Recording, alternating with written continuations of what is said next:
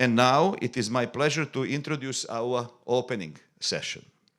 Complexities of Marginalization, Navigating Immigration and Racial Equity for Immigrant and International Students.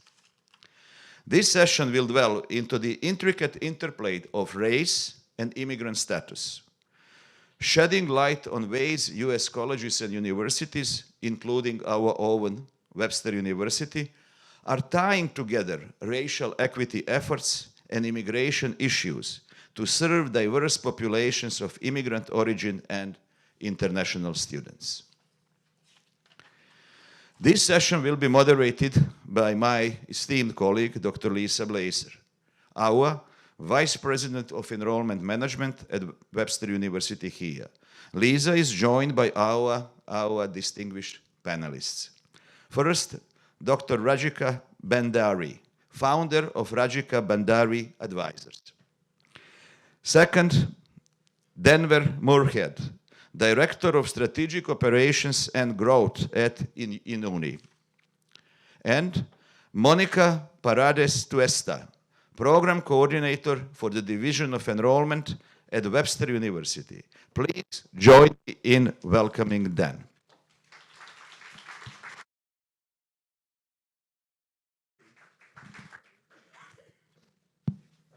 They're very fast to tell me when I need to stop, which is okay, especially in a tight schedule.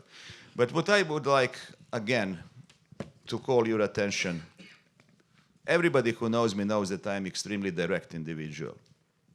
St. Louis, for decades, have been a home of immigrant population, and St. Louis is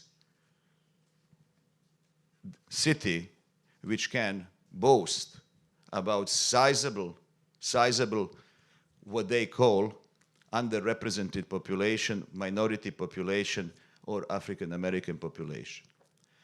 And that relationship was not always the easiest one to manage. Webster University is committed to address the issues, both of racial equity and of continuous need for our city, for our region, to continue to be welcoming to the people who decide to call this place home. This effort is not only our effort, is while epitomized in this panel, is a continued effort. And I would like to invite all of you to be an active participant in this effort, which is going to change our city, change our region, and make St. Louis a prime example, not only of the coexistence, but of desegregation and integration. Thank you very much. Thank you, President Schuster. Good morning, everybody, and welcome to the very first session of some really great sessions we have for you today at our DEI conference. As you know, I'm Lisa Blazer, the Vice President for Enrollment Management here at Webster University, and I am truly honored to actually moderate this session today, and especially excited about the topic that we're discussing this morning. As the U.S. continues to see growth in our international student population, this topic and the experts that we've assembled here today will provide an insightful insight and some great discussion into how we can better meet the needs of students as they navigate the challenge of pursuing an education here in the U.S., and most especially how we can do that here at Webster University.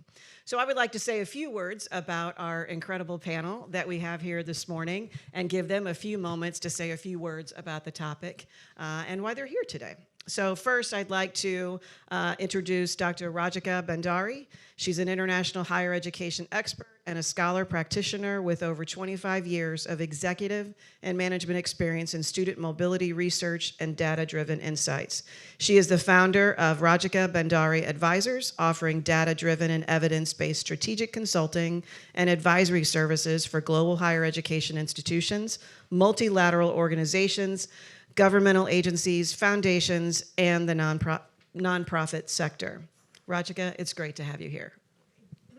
Thank you so much, Lisa. Is this on? I think it is. Yeah. Should be fine. Yeah, you should be. Okay, good. Thank you so much. I'm so honored. There you are. There we go. I'm really honored to be here, and yeah.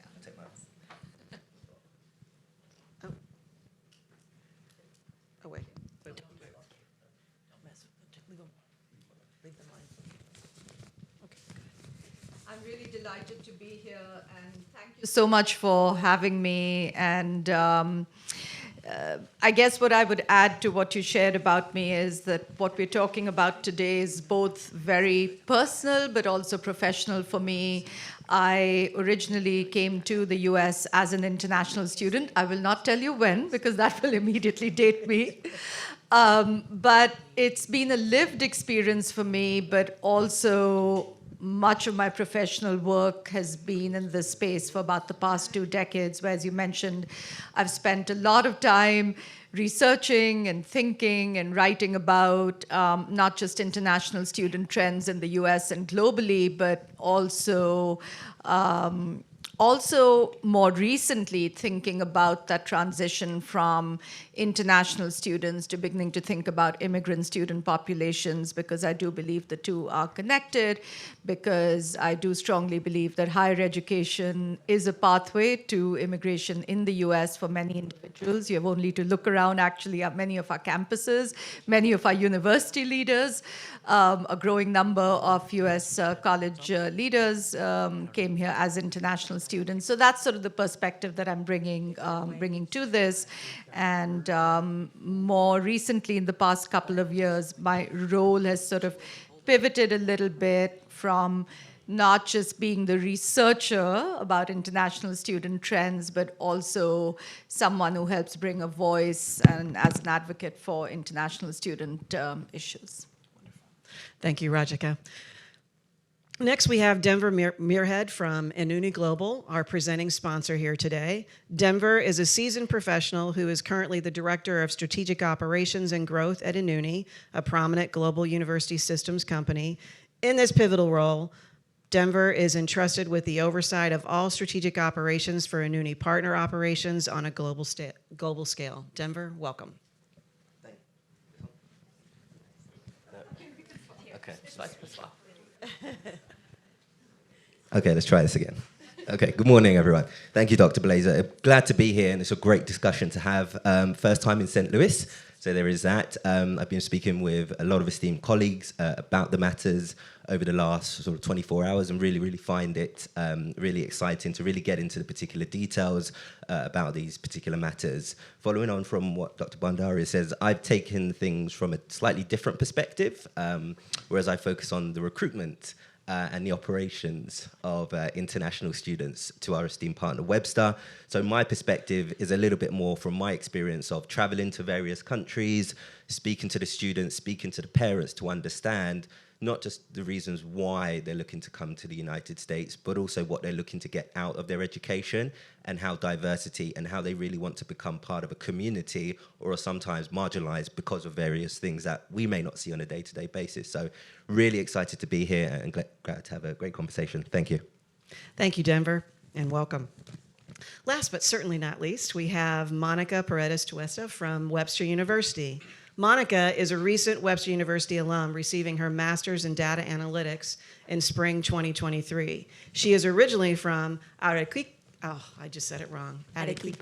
Peru, and is currently in her first year of OPT here at Webster University. And I'm super thankful that she actually works for Enrollment Management. She's brought a lot of really great insights, especially as we look at data analytics and how we move forward. Mónica, thank you for being here today.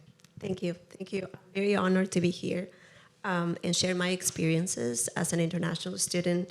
Myself, I think I have a unique understanding of the challenges and opportunities of a foreign study in a foreign country. Thank you. Awesome. Thank you, Mónica. Well, you've heard, now that we have all the introductions, I think it'd be really great for us to dive into the discussion today. You heard a description of our actual session, so we're going to really dive into some great conversations that I think will help us take away a clear understanding of ways that we can actually address challenges that are related to racial equity and immigration within the academic environment. So I'm going to first go to you, Rajika. You are the co-writer of an article, Immigration and Racial Equity for Immigrant and International Students. Can you tell us more about the article and what prompted the need for such an important topic? So I'm a researcher, so I'm going to start with numbers. And the numbers that I want to share with you are quite striking, which is that currently over 5.6 million students, or 31% of all enrolled students in the US. I think I can actually just go without a microphone without enough. Thank you.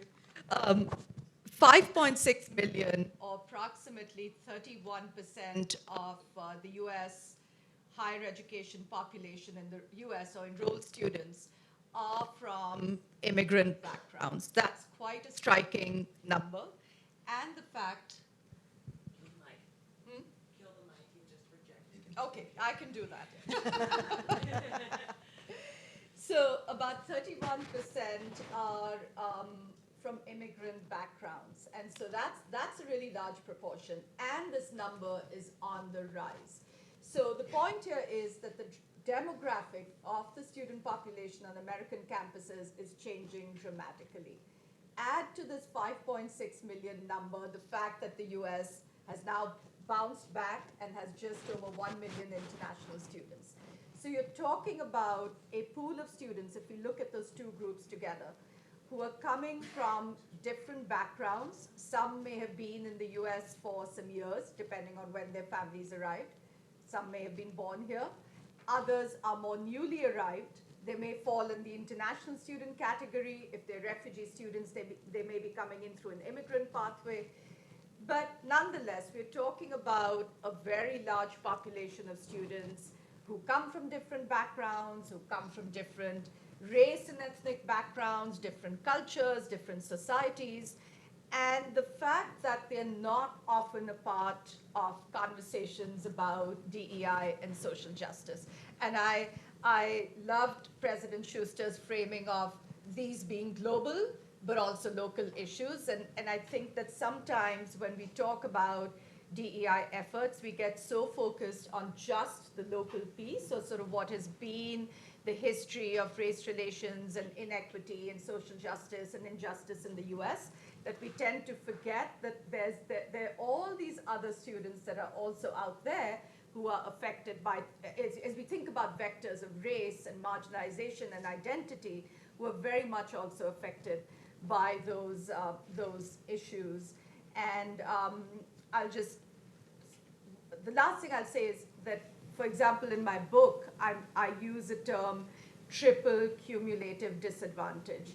And what I mean by that is that, for example, when I arrived in the US as an international student, after a while it became immediately apparent to me that I was not only foreign, but I was also female, and I belonged to a racial group where I was suddenly deemed a minority based on how racial and ethnic minority groups exist in the US. And that each one of those aspects of my identity sort of added up to what ultimately was a sort of cumulative disadvantage for me. So this piece that I wrote really comes from wanting to shed more light on how we need to broaden the conversation when we think about DEI and social justice and inequity, how international students and immigrant-origin students are very much part of that conversation.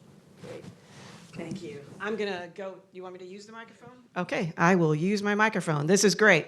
Thank you, Rajika. I think in listening to what Rajika has to say, as well as thinking about our international student population here at Webster, the fact that that's growing across the US, I think that's what resonated with me so much in the article, is really understanding the complexities of marginalization and how the interplay of race and immigrant status and experiences applies to not only our immigrant students here in the US, but also our international students. I think they're both viewed as belonging to specific racial and ethnic groups, like you said, based on their country of origin, but also their physical appearance. So can you tell us more about what our international students, perhaps the international students not only here at Webster, but across the US, are potentially facing on our campuses in relation to that? So what I'll start with is that I think that what I'll start with is that for many international students, I sort of characterize it as a double whammy.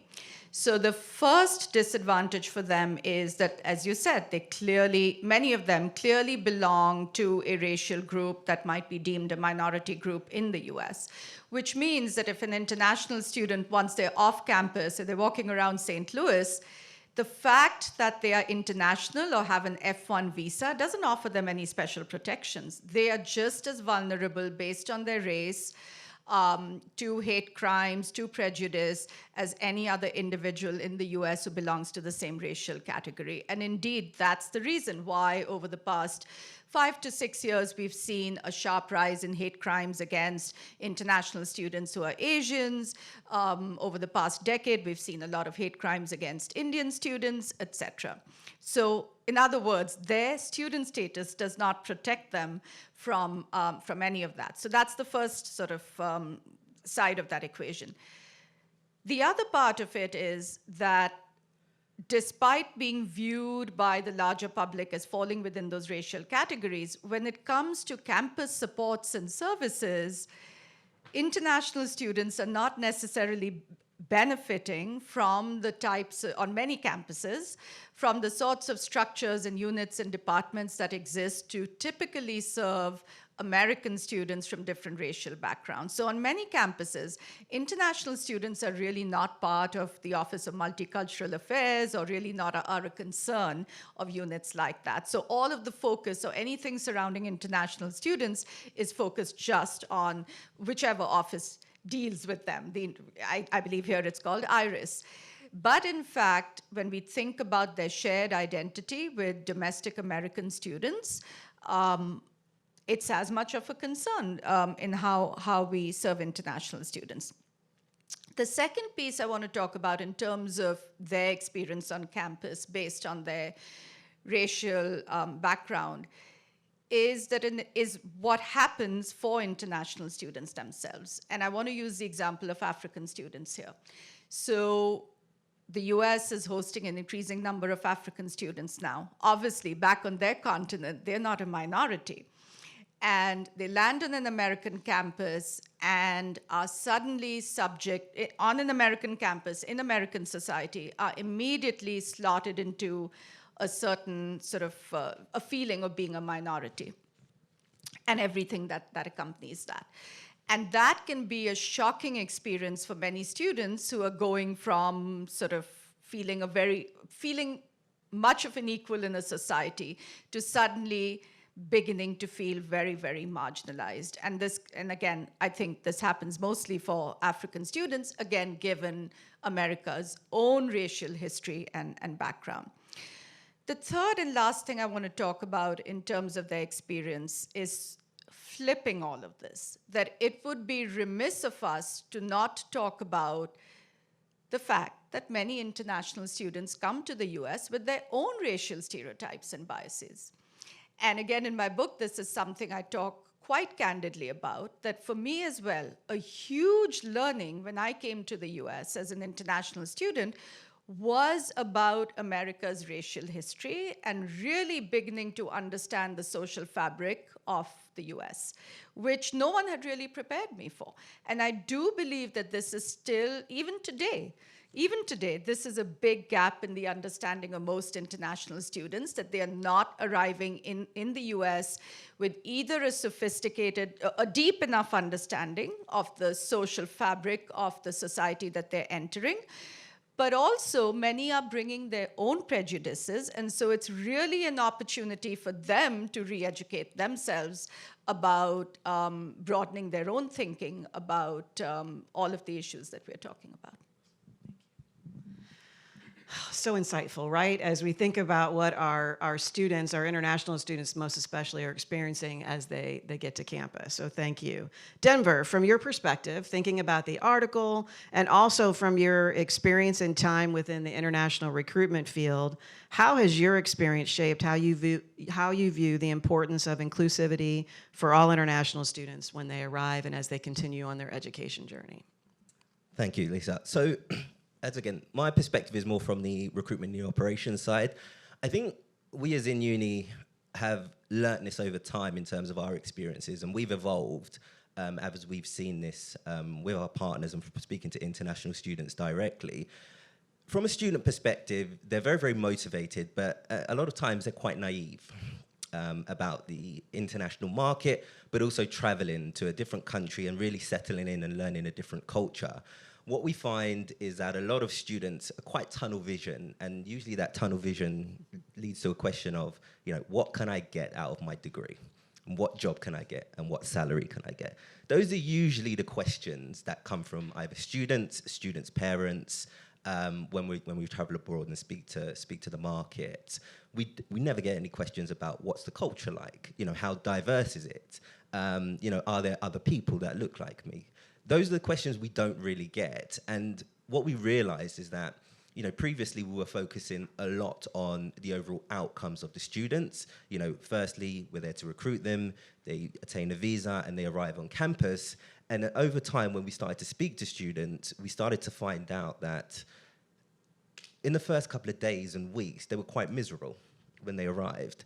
And it was part of feeling a bit isolated when they had traveled thousands of miles to a new campus, new environment, new climate, new people, new dialect. And for a period of time, irrespective of how much support the institution gave them, there was a time that they felt alone. They felt that. And I can relate this to sort of my experience as well. So I travel quite a lot for work, and I stay in hotels quite a lot. So for those of you that do travel, you're quite busy. Your mind is very busy from beginning to end. You get up at 3 a.m. in the morning, you take an Uber to the airport, you get on a flight, you watch films or whatever, you do work, and you're constantly on the go. And you're not really thinking about the quiet period. And when you get to that time, you get to your taxi, you get to your hotel, and then you get to your hotel room, put down your bags, and you sit down, and then you go, okay, what do I do now? Now, it's slightly different for us because we've got an objective, we travel for work. But if you put yourselves in the mind of a student who have done all of that, they've left their parents, they've left their family, they've left their community, and they're in their dorm room and they're thinking, wow, I've got no friends, my mum and dad are 1,000 miles away, what am I going to do? And that's where we found that there was kind of a breaking point for a lot of the students that sometimes didn't know about diversity, didn't know about community, and didn't know and didn't have the confidence to reach out in order to ask for help. And that's what we see we had to sort of break that mold and really work with our partners, for example, Webster, in terms of saying, look, there's got to be a handover period where we step back in terms of thinking about the international side of things, and you step in terms of building that community with students. And that's where I think is where a lot of our students sometimes struggle with. And I think mental health is a really, really important part of that, whereas the students where we recruit internationally, a lot of them, speaking honestly, they don't know about mental health. That's quite more prominent in places like the United Kingdom. We speak about that every single day. But in some of the regions, mental health isn't the first thing on a lot of these regions' minds. So we need to educate them in terms of saying it's okay to speak up. It's okay to go to someone. But we also need to realize is that they may be shy in doing so. And it's a process in terms of pulling them out of their sort of shell in order to speak up. So how long does that take? Well, there isn't a complete blueprint. It depends on the who, the when, the how, and the individuals. But I would say this, is that it's a combined effort in terms of ensuring that a student, does feel welcome and does feel that they're part of something bigger than just coming in, getting my overall qualification, and leaving as well. So I think that's the aspect that I would lose from the overall recruitment perspective, but also from the naivety part as well. I'll use a second example. I was in Chicago about 3 weeks ago, and apparently there's really crazy weather in the United States in the last month. It's like minus ridiculous. So, me and my colleague, Aisha, we got off the plane, we had big jackets, hats, everything, and we saw some international students, and they were just in a T-shirt. Just in a T-shirt. And I looked at them and I think, oh, you poor souls. Because it's a case of really understanding more than just the education. It's where you're coming into. A lot of these regions, they've been taught in a certain way, they've been instructed to live a certain way, and now you're coming to the United States in terms of so much options, so much choice. In certain elements, that's not necessarily a good thing, and it's too much overload. And when they're dealing with that, sometimes they might go into their shells, and this is where we get to the aspect or the negative aspect of students and international students. And while it's a good way to differentiate them, it's actually a negative way because we're separating them. All of them are students. It's how we categorize them in the institution of how we support them. So that's sort of from the recruitment side of things and how we've built, especially with, with our colleagues here, Sam Rattenblurine and the team, in order just to make sure that when they are going to arrive, for example, we go to various countries for pre-arrival and to make sure that they understand that not just about what they're going to study, but what type of culture that they're going into, the types of students, but also just to give a real transition into what life's going to be like. Basic things, weather, travel, all of those things that make it part of a community so that they don't come in and think, oh my gosh, how do I get about? And those types of elements as well. So that is a little bit more from a recruitment perspective. Going back to the first question you asked about the overall article, fantastic article. I think it asks further questions, which I'm going to muddy the waters even more. And I think that the overall things that I think about in terms of diversity and also including international students into the wider framework and immigrants is, the questions that I ask is this: are institutions ready for growth? That's one of the main things that I ask, because while everyone is excited about getting 2, 3, 4, 500 students, what does that actually mean for the teaching faculty? What does that actually mean for international student services? What does that actually mean for ESL? What does it actually mean for payment and billings? Now, I know some of you look at me and think, wait, hold on, Denver, I'm payment and billing, what does international students have to do with me?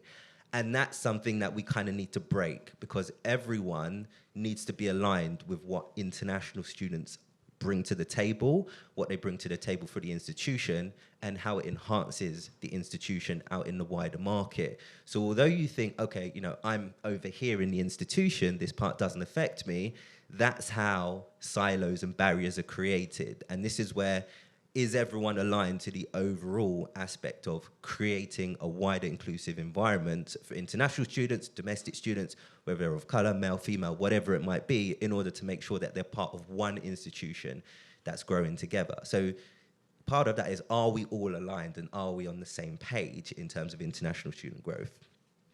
The next point and the next question I ask is that separation. Do we want a separation between domestic and international students?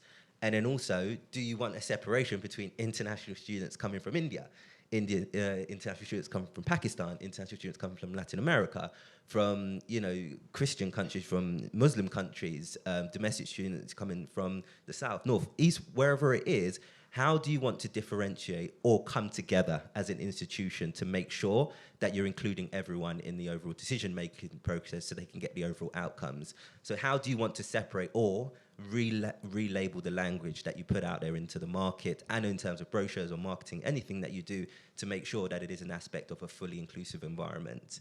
And then I think the last point that I'd end on is, this all may not be deliberate. A lot of this may just be because a lot of people just haven't had experience with international students and don't know what to do, and only know what to do because it's what they've done before. And therefore, there is sometimes an aspect of, oh, okay, they will come in and they will adjust to the sort of the American lifestyle or the lifestyle that's created. And again, from my experience is that some do, they kind of fit them in there, but a lot of the students don't. And sometimes something that Dr. Bhandari said yesterday, which was absolutely vital, students vote with their feet. They rarely ever come to you and say, Denver, I want to have a face-to-face conversation with you, I'm not happy. They vote with their feet when they get their transfer out application and say, look, I want to go to another institution.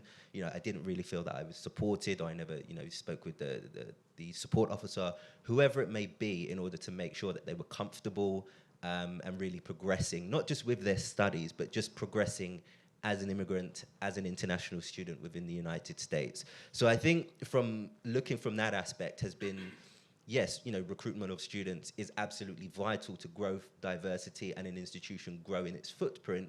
But we need to ask ourselves in terms of, what exactly do we want from diversity? And do you just want it for marketing brochures, or do you want to actually create and foster an environment which actually says, the outcomes that we give for students are qualifications, but it's experience where they can go and say, look, at first I felt I was a little bit different, but they made me feel part of a family. They understood where I was coming from. Yes, it may have taken some time. There was differences in dialects, differences in accent, but we got there eventually, and they really took the time to understand me. So that's sort of my takes in a lot of those things. It really highlights what Denver just said. It really highlights the entire student journey. So we focus a lot on the arrival, them getting here, but we have to continue to provide those services and make them feel welcome the entire time. Monica, I saw you smiling during some of the things that Denver was saying because you could resonate with that, right, as an international student. So it'd be really great for you to kind of tell us how important it was for you to have a wide range of students to meet and study and interact with, and maybe what your initial experiences were coming to this country, coming to Webster, and engaging with the university population and your fellow students. Yes, I mean, having other people, other students to interact with is the key to success. Success is not a task that you can do by yourself. You need support of people around you. I was lucky enough to surround myself with students that would going through with the same things that I was going through, you know, hard studying and all the things that international students go through. So it was very important, and not only to just study, to hang out with them, you know, and know a little bit more about what's going on and how do they deal with other things that I was dealing with too. So also, where do you feel like maybe, kind of listening to what Denver was saying about the experience of our international students, what they're kind of hearing from students, and like you said, Denver, they talk with their feet, right? They make decisions with their feet. But maybe thinking about your experiences or what you've seen working with international students, where maybe we missing the mark? Maybe are we not meeting the needs of international students, either here on the Webster campus or across the U.S.? Talking from my experience, and I think it's from a lot of international students as well, it's just navigating the different aspects. So we have, you know, the academic expectations and all those things, but what about the social network? We come here and we have no like social network whatsoever. We have to come and build our own communities from like zero. You know, we have like maybe a couple people that we know, and that's about it. So that's the hardest part, you know, as you're going through and you're going to like studying and everything. But what about the support that you have at home? We have to build a home away from home. And that's, I mean, I think you mentioned it before, and that's the hardest part. And I think once you have all that support, everything else kind of falls into place, you know, and then it can actually lead you to be successful in your studies. So we've talked a lot about challenges and issues and things that our international students are experiencing. So how do we, you know, I think now we can kind of shift to the conversation on how we tackle this the most effective way that we can, so that students, you know, thinking about the fact that they're students first, right? We talked about this yesterday in our session. They're students first, and then they're international students. So thinking about how we serve all of our students and what they might experience, you know, and the level of service and outcomes that we want to see for, especially for our students coming here from another country. So if you had to give some solutions, I'm going to ask each of you. Monica, I'm going to start with you. What are some ways that we can actually provide some solutions to that?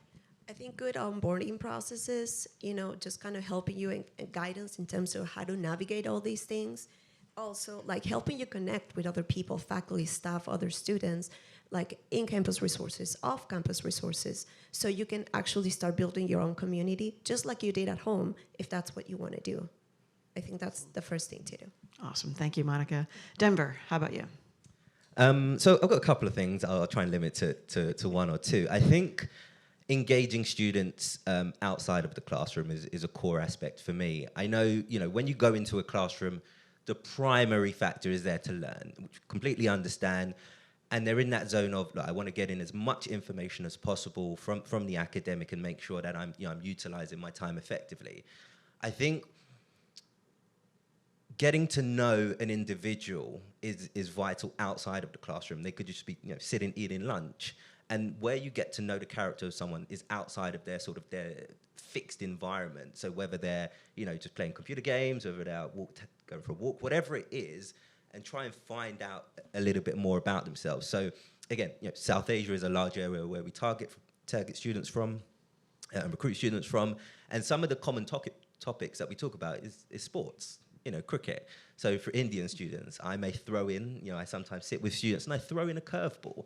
And I say, is Sachin Tendulkar the greatest cricketer alive? And for those of you who don't know cricket, you know that's quite a controversial question to ask. And what you'll find is that the most quietest student will actually stand up and say, how dare you? How dare you, Denver? And then I take a seat, and then we get to talk. And the thing is that, when people talk, they start to reveal certain things about themselves that they wouldn't in the classroom when you ask them directly.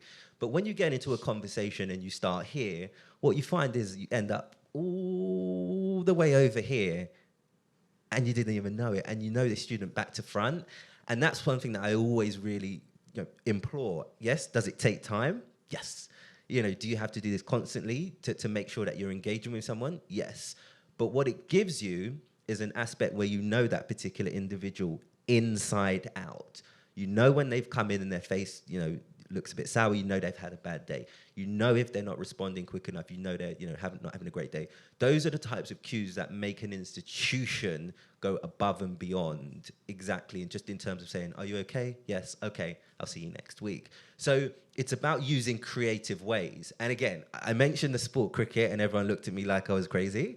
I get it. You got to find certain things that are common to the international student, but also yourself. And this is where it's not just about the student learning to adapt. We as professionals have to adapt as well in terms of our way of thinking and thinking, right, how does an actual international student from Ghana think? What is their position? How is their community based? Like, what is it that can really support them in terms of growing as an individual? So that's the first thing I'd always recommend is engage outside of the classroom. Take out the boundaries of the four walls and really get to know someone over any ridiculous topic. And then the second one that I'd probably mention is knowing when to push. Sorry, excuse me.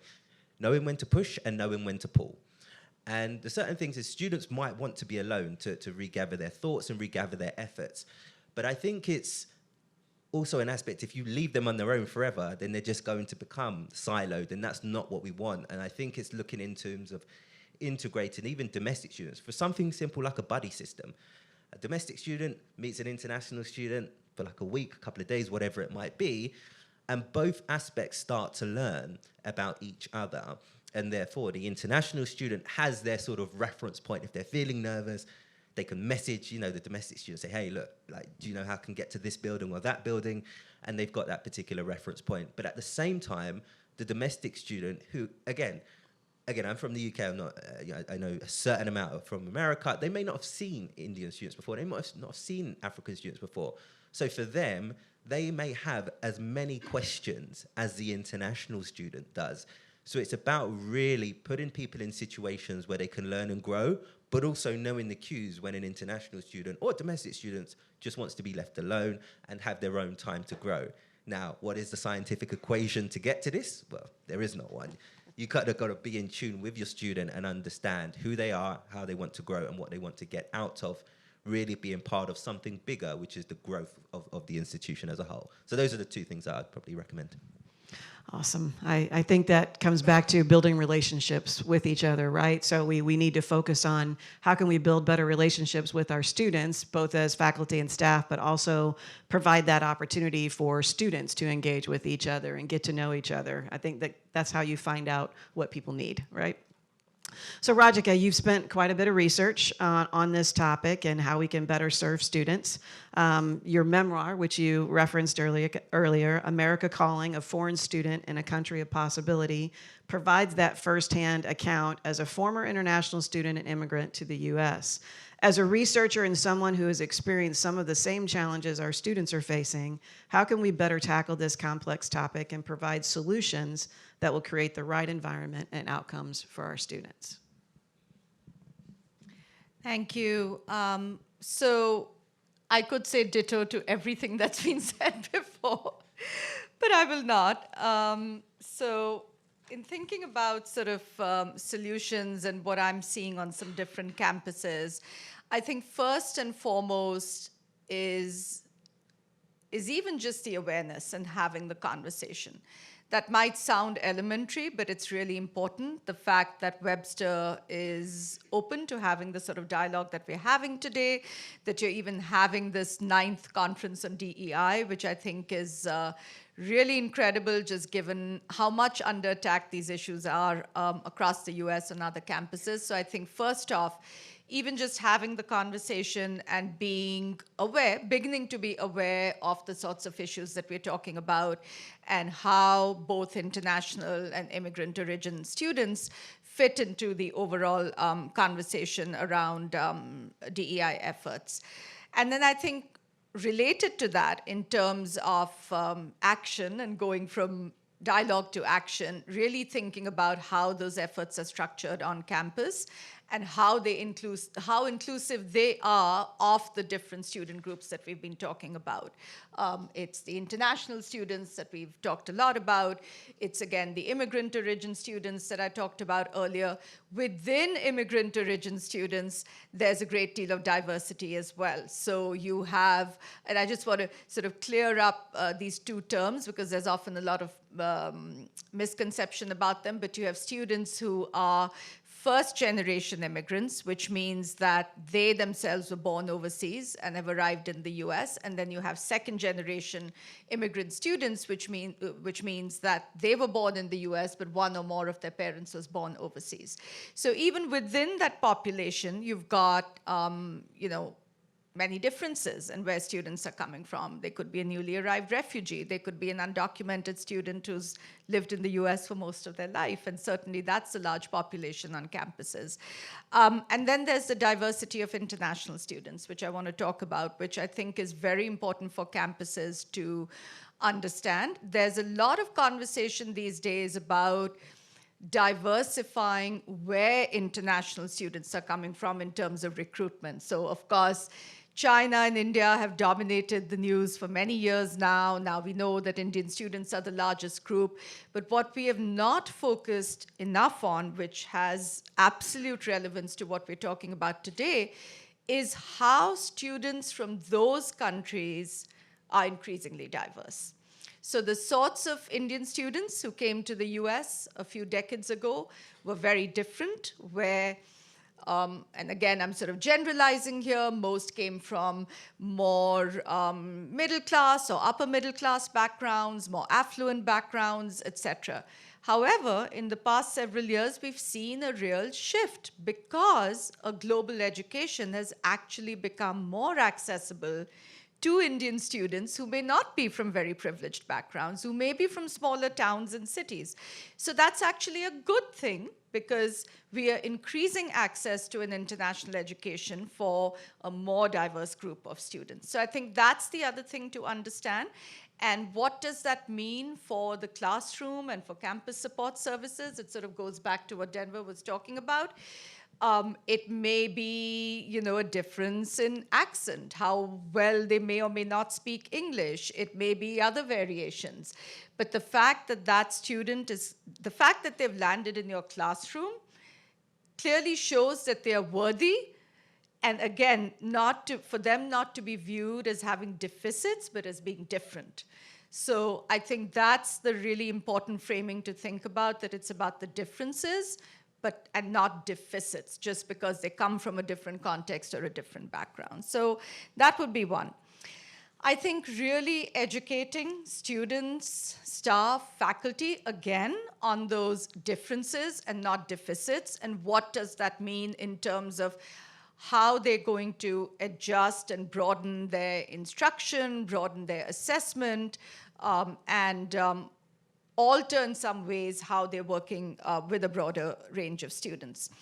And then the last thing I'll say is thinking about internationalization efforts. And again, going back to the idea of the work that you do and your team does, and thinking about, again, that as you recruit and bring students in and continue to internationalize, it's not just that diversity of region and country, but again, the diversity across students themselves and how the students need to be served.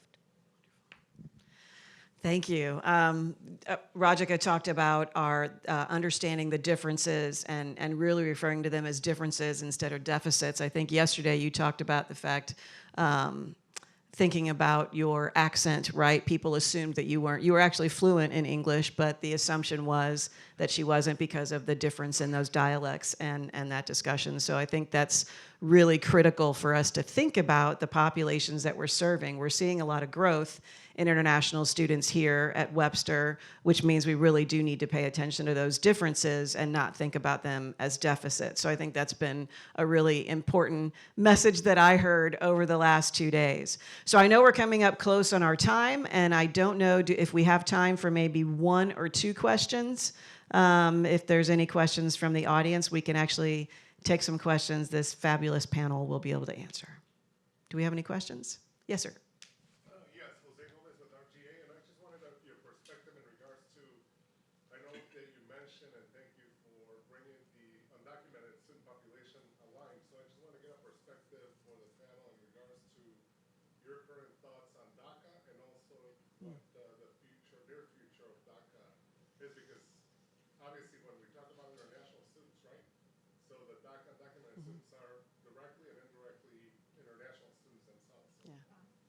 Do you have any?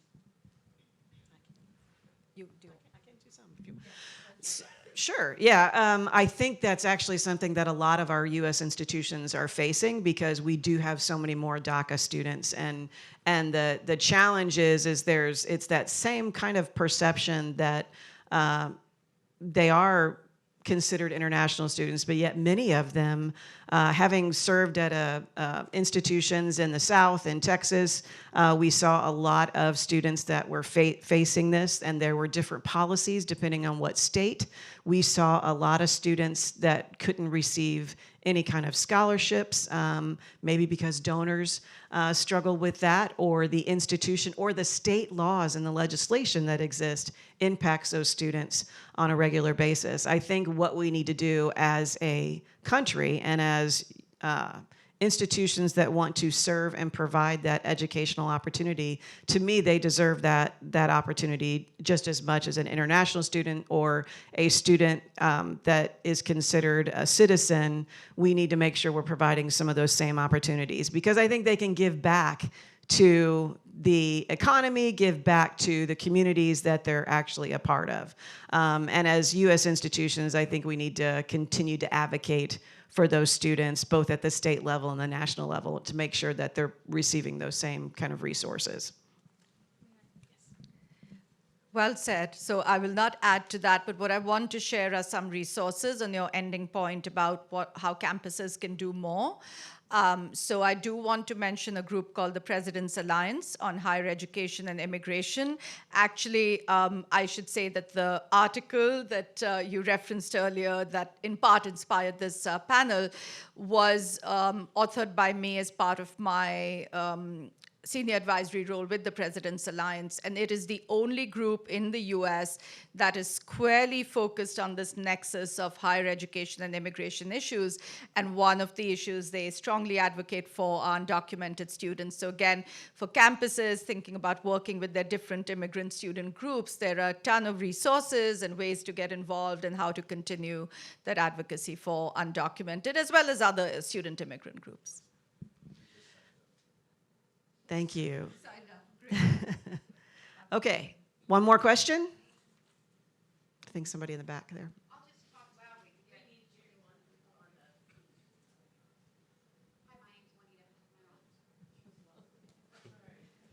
Hi, my name's I'm Juanita Hyam, and I worked for a number of years with international students in Japan. And one of the problems that we had was getting the different stakeholders aligned. That word really stuck out to me. And I was reflecting, there have been international students in the United States for many, many years, and it seems that we're still having problems with getting people aligned. And I think it seems like a very basic question, but what are the blocks, and why can't we seem to get past them? Yeah, I can take this one. It's a really good question. I think, so I've worked with a number of US institutions for many, many years, and you are right, you know, international students have been coming since the beginning of time. From what my personal experience has been is that not everyone is aligned because either not everyone understands exactly what is involved with international students as a whole outside of teaching, just teaching them. But I think the bigger issue is that I've seen there is a mentality of this is what we've always done. And this is what we've always done because it works, so why change things? And as institutions either change leadership, people in significant positions come in and they either have more or less of an international view on things. So for example, you may have a new president or whatever it is, they come in and say, look, we want to boost the international market. This is where the growth is. We really want to put our footprint in, in Latin America, in wherever it might be. This is our overall strategic plan for the next 5 to 10 years. Great. So in this example, it would be Dr. Tuesta, and then Lisa would be on board, and so on and so forth. But then the question then becomes, well, what about the rest of us as staff members? Are we receiving the same information about the plan ahead? And usually what you'll find is that the students arrive, and then it's like, well, we weren't really in the know about all of this. So I think the main sort of blockers or the main challenges is that people don't really understand, or people don't want things to change. And I think that's where you see differences in, staff moving in and moving out. And that's what I've seen over my particular time. And one of the things that I do is, what I aim to do is try to get everyone in the room. And as I said before, it doesn't matter what part of the institution you are in, I would like you in the room. And this is the explanation that I'm going to give you. Our plan, or the plan, directed from the president, is this. We have a directive over the next several years of this. From a very sort of black and white student number perspective, it looks like this. What it means for you is that, you're going to kind of have to acclimatize to international students, change your policy, internationalize it. And, speaking very, very bluntly, you kind of got to get on board with it, or look for a different institution, because the internationalization is always growing, but it also means inclusivity. So people that don't really want to have things change, for me, that's a red flag. And if they're not asking questions about how they can learn and really take in information, for me, if you're not part of the solution, you're part of the problem. So that's the way that I've seen in terms of my particular experience. Some of it is very, very soft, but also some of it is very much black and white in terms of sometimes the way I approach things. Great. Such an enlightening and important discussion to start the day. Thank you all again for joining us. Our next session will start in 10 minutes. Feel free to break for some refreshments in the hospitality room, which is located to the left of the exit of the auditorium. We will see you all back shortly, and please do not forget to post using the hashtag WebsterDEI, and use the QR code for a post-session survey. Thank you all again.